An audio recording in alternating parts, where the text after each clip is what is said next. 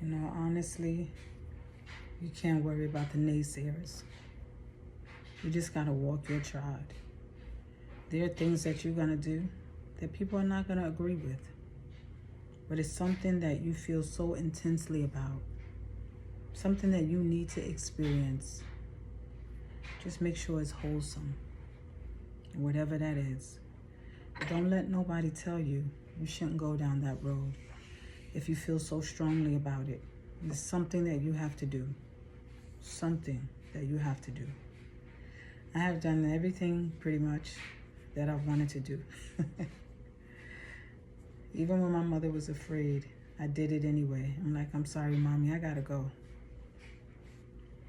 That first time I decided I was gonna go and stay in country, I ain't know nobody in country in Jamaica. And my mother said, take this phone number. She found a friend who had some family in Jamaica. And she found, at that time, I didn't know anybody from Jamaica. And she found a friend. And she said, call, they gave me their family member's number. Call them when you get there. I didn't do it. Because that's how children are. You know, we so stubborn. We know what we're doing. We know what we're doing. In our mind, we know what we're doing, but we don't know what we're doing. We just feel like we have to do it. And I remember when I got in country and I see the people them bathing on the roadside, and I was just so surprised, like my eyes were wide open. And I tried to be chill, you know, I tried not to look like I was fresh. Like I was fresh water, as they call them, freshwater Yankee. I didn't want to stand out. Every which way I went, people called me out.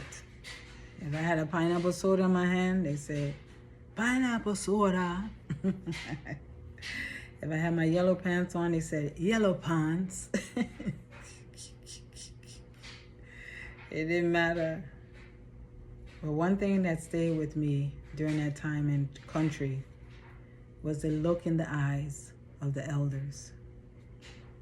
I always loved me some elders. Always did. And you see them under the tree washing clothes, trying to keep away from the hot burning sun. And you see the old man climb the ackee tree. Amazing things, like a youngster, you know? And you see the old man carry the big piece of beef ribs or pork ribs across his back. Put it in the smokehouse. I try to act like, you know, these are things I see all the time. When I saw the big bucket of tripe, fresh, I'm like, what is that? I try to make like I was something I see every day. Oh, tripe? Okay. But I was really like, tripe. I just wanted to be a local. Because I know what was stolen from my people. That experience. Those experiences. I wanted to take it all in. And then when I got a chance, I took off my shoes. And I walked barefoot in the yard.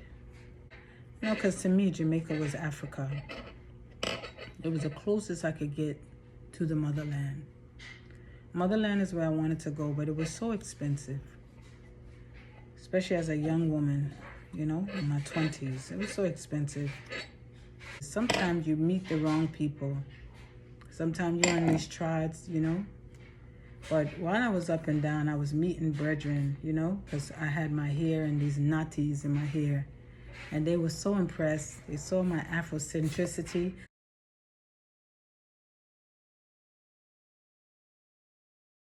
I'm not sure if they care about those things now in Jamaica because everybody looking, you know, following trends. One minute they have their hair in twists.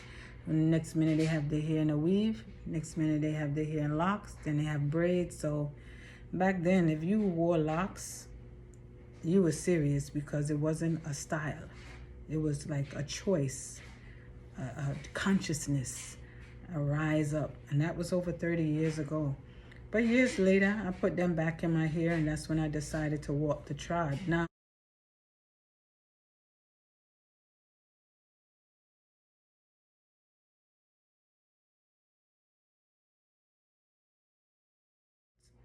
I like it low. I like my West African crown. That's what I always said. I like the shape of my West African crown. I always said that. That's why I like my hair low. I like to show my features fully because I'm not ashamed. I'm not ashamed. I'm not ashamed. I'm not ashamed to shake up my knots. So all of that is something I've always done, always been proud to do. Walk on that, go on that trod, learn more about myself. And so, you know,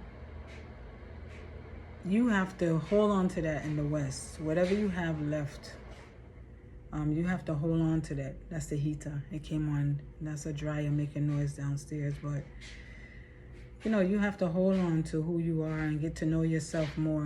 And don't let nobody tell you you shouldn't necessarily go that way if in your spirit you feel like you have to experience that. There are certain things that I was experiencing way back when and I didn't really understand, but my spirit was open.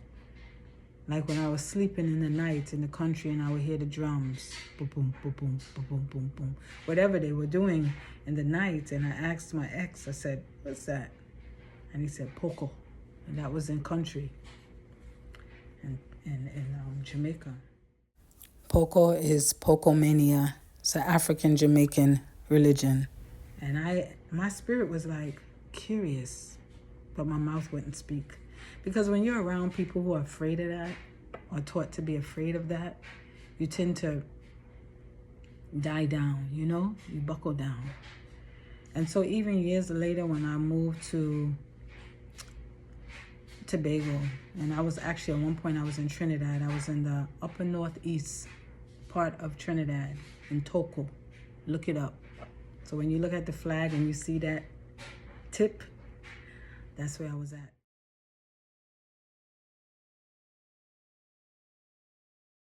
Way up there in the mountains. Like you go all the way up. When you go up, you're going up, up, up, up, up, up, up. You get dizzy. At least I got sick going up because I had car sickness back then.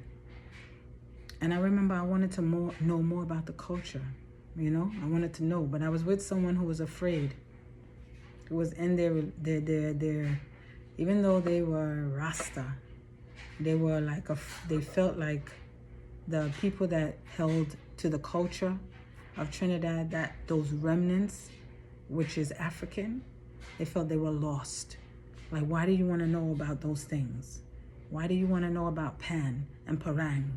And I'm here in the soca capital during Carnival, and I did not even go enjoy that. That is an abomination to our African culture. So that's what I'm saying. Sometimes you want to go on this trod and you meet people who are afraid. So you know what you have to do? You have to let them go and go your trod. But Rasta was an experience which I appreciate. I really do. But there is so much more that you need to do outside of Rasta because it's still in the Rasta box. Just like Christianity is in a Christian box. Just like this and that is in this box and that box and that box. Don't be in a box. Break out of the box because your ancestors have places they want you to go and people they want you to meet. And they're not in a box. Our ancestors don't live in a box. So it's only you that make that box. I say break out of the box and find out what your trod is. What it is that you were brought here to do.